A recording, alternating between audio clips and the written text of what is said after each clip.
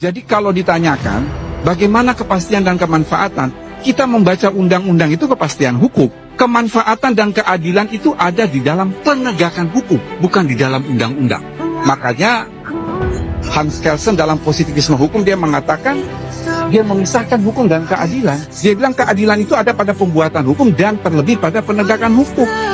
Karena itu tadi fakta yang netral tidak bisa menjamin yang menang adalah yang benar dan yang salah adalah yang kalah. Law is the art of interpretation. Hukum itu adalah seni berinterpretasi. Karena saudara yang bertanya kan magister ilmu hukum, saudara sudah belajar teori hukum. Di dalam hukum itu ada anomali yang tidak dimiliki oleh disiplin ilmu lainnya. Ini yang harus kita jelaskan kepada publik. Anda kan sudah mempelajari yang namanya antinomi hukum.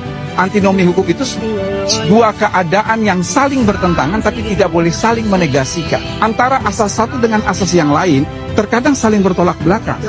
Tetapi tidak ada hierarki dalam asas hukum.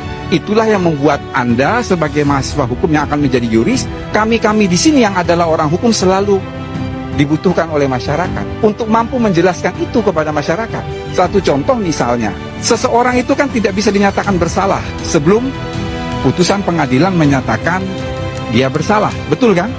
Asas presumption of innocence. Jadi kalau ada hakim memutus perkara, seseorang dinyatakan bersalah, dia mengajukan banding. Pertanyaannya sederhana, apakah orang yang mengajukan banding itu dianggap bersalah atau tidak? Tentunya tidak, karena putusan belum inkrah. Tetapi bagaimana dengan asas res judicata pro veritate habetur?